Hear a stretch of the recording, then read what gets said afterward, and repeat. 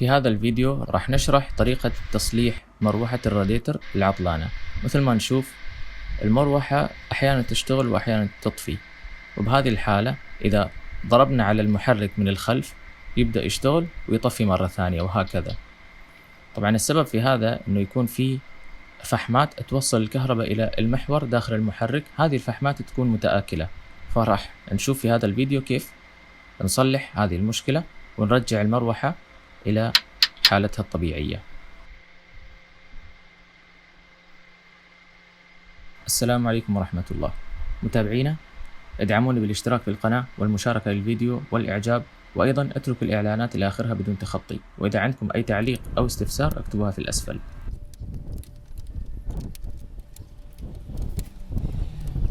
راح نفك المحرك من مكانه ونفصل فيشة الكهرباء حتى نبدأ نشتغل على المحرك.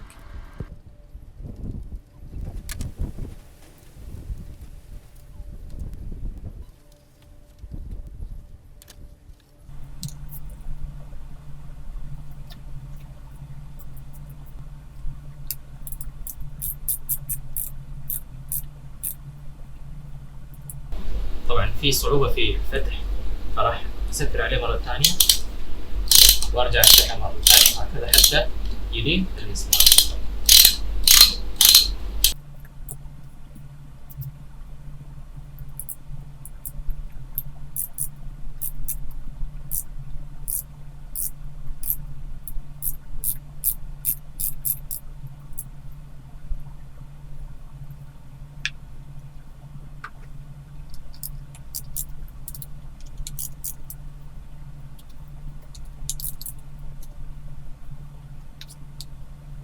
هذا المكان وصلة الكهرباء مثبت عليها بالكلبسات، راح نفكها. في عندنا كذلك 3 فراغي نفس الشيء نحط عليهم WD-40.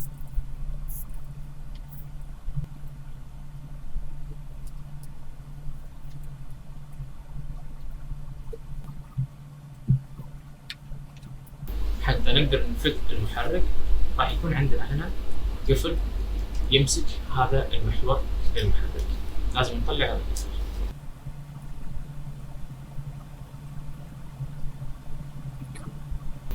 بعدين نبدأ نفتح المحرك من خلال هذا الغطاء، ويكون في عليه هذه الزوائد اللي تمسك الغطاء.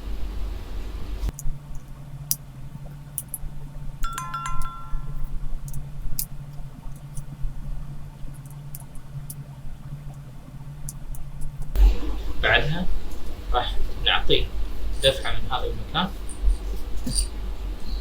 في هنا مكان نخلي المفك بين الغطاء وبين الأسطوانة من هذا المكان.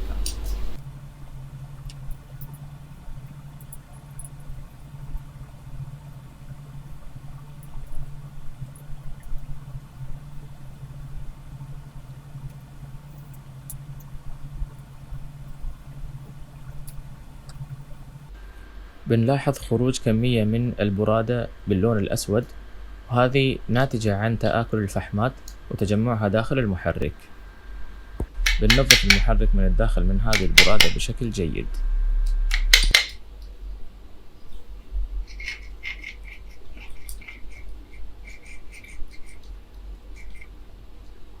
عندنا المشكلة الحين في هذا الكربون. هذا الكربون وصل إلى آخر شيء، فنحتاج أن نغير هذا الكربون وناخذ قطعة جديدة نركبها هنا. هذا المفروض أنه يوصل إلى هذه القطعة ويمسك عليها، يضغط عليها بشكل كافي. وأنا جبت هذه القطعة مشابهة لهذا الكربون، لكن طبعا في فرق في التركيب وفي الحجم، فأول شيء لازم نعدل هذه القطعة حتى نقدر نركبها في هذا المكان. هذه القطعة من داخل المحرك، وهذه القطعة الجديدة اللي اشتريتها. طبعا في فرق في الحجم شيء بسيط، هذا مربع بشكل كامل وهذا شوي مستطيل. فاللي راح نسويه بنستخدم ورق الصنفرة من الجهتين حتى شوي نلائم مع الحجم الأصلي.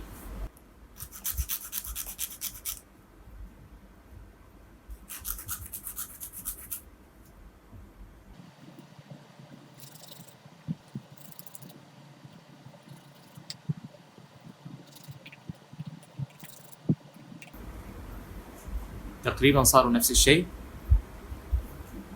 راح نجرب ان ندخل من هذه الفتحة حتى نتأكد من الحجم.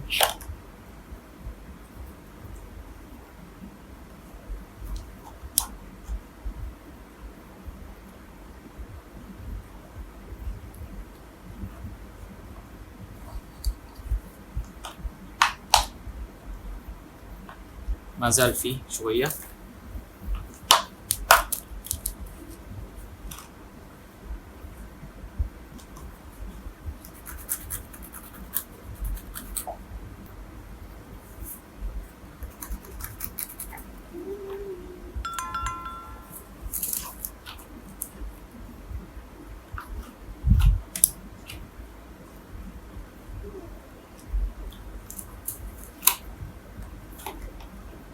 أنا صنفرت في الأول من الجهتين، بصنفر شوية من فوق وبشوف إذا يدخل.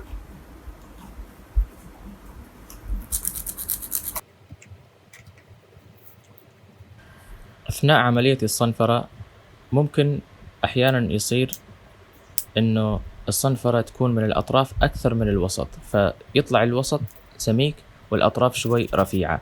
لازم ننتبه على هذه النقطة ونخلي الصنفرة متساوية في جميع الأطراف حتى تكون العملية سليمة. أثناء الصنفرة لازم ننتبه أن نصنفر بشكل دقيق جدا، ما نستعجل في عملية الصنفرة. نسوي العملية، نصنفر شيء بسيط، وفي كل مرة نجرب أن ندخل حتى يصير يدخل معانا ويطلع ويتحرك داخل المكان هذا بشكل سهل وسلس.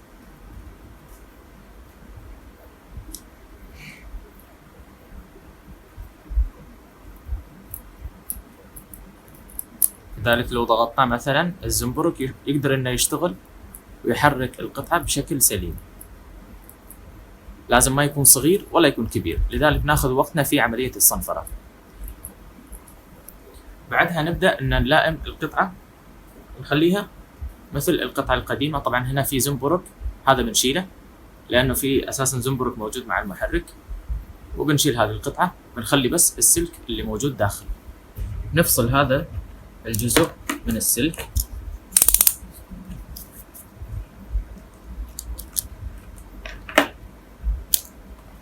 القطعة هذه الوصلات الأصلية كان صعب إني أركب عليها، فدخلت هذا السلك، كان هنا فتحة، وراح أركب الفحمات عليها باللحام. راح أسكر عليهم بهذه القطعة يسمونها هيت شرينك.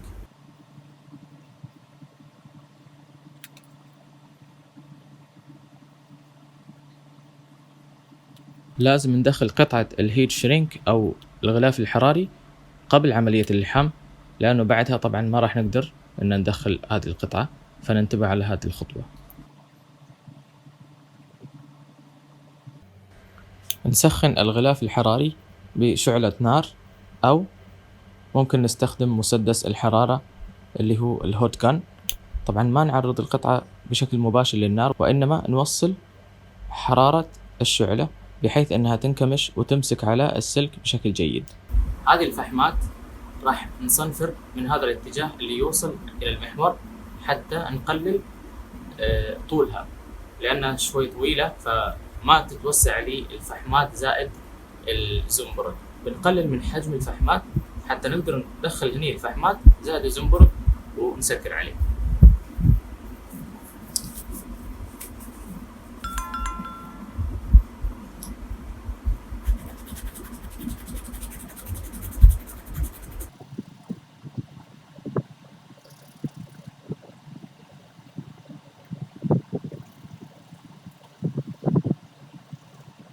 نبدأ نفك محور المحرك من داخل العلبة أو الغطاء، ونخلي الأسفل هذا نجلسه في هذا المكان.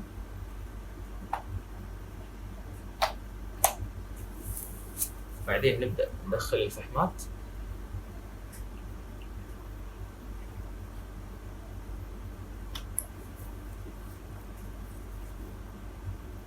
نخلي هذا الزنبرك داخل ونمسكه بهذه الأداة.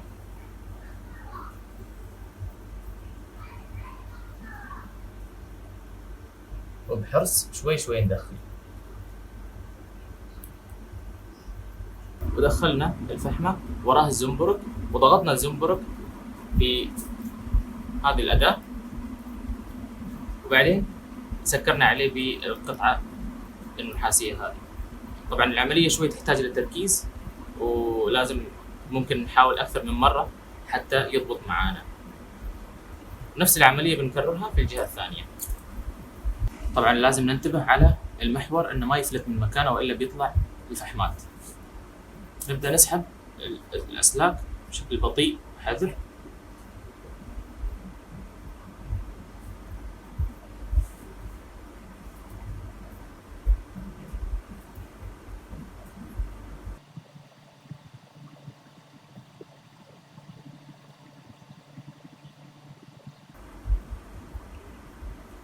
نخليها بعيدة عن المحور.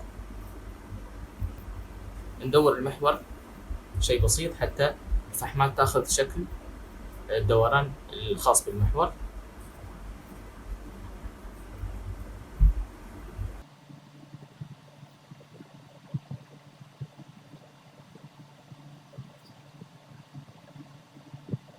ناخذ مفك طويل مثل هذا يكون فيه فتحة، ندخله من هذا المكان بشكل مستقيم، وهذه الفتحة نحطها على رأس المحور.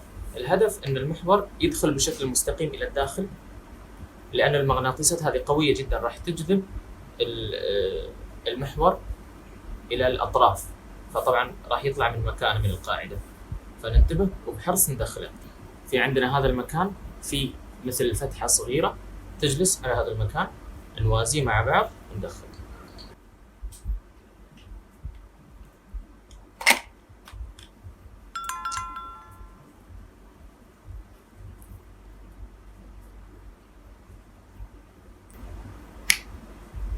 ندوره لحد ما يجلس في هذا المكان، ونتأكد انه يدور بشكل سهل، ونسكر 2 من هذه الزوائد.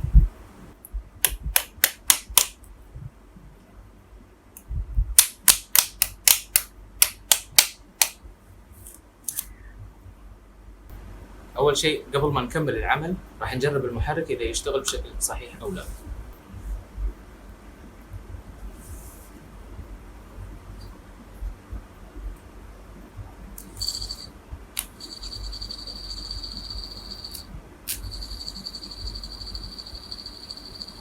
طبعا هو الحين قاعد يتحرك،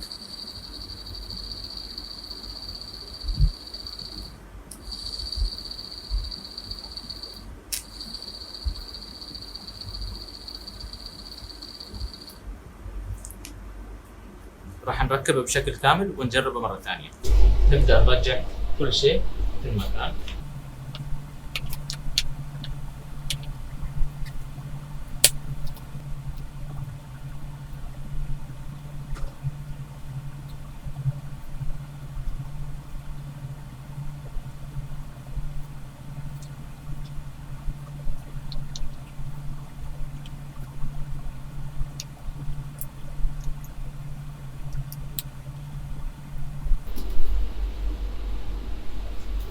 في عندنا هذا القفل الصغير نرجعه في مكانه في رأس المحور للمحرك.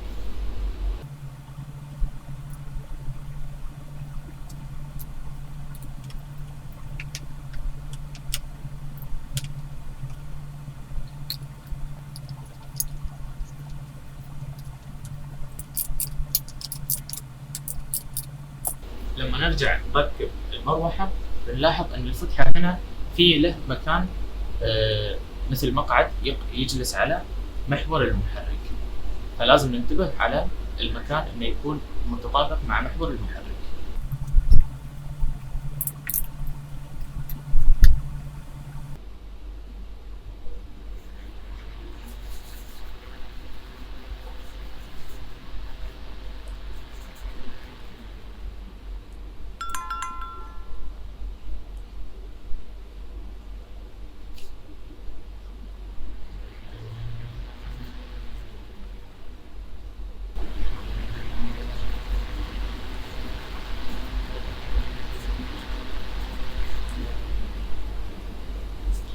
احنا كمية الهواء اللي قاعد نطلعها ممتازة حسب ما اشوف، وايضا الحركة يعني متناسقة وسلسة، ما في اي تسارع او تباطؤ. هذا مؤشر انه العمل سليم. الحين باقي لنا نرجع المروحة للسيارة وبنكون خلصنا شغلنا، ونحتاج انه طبعا فيما بعد نتأكد في السيارة على مدى يومين ثلاثة انه شغال بشكل سليم وما في اي مشكلة، وننتبه ايضا على حرارة السيارة.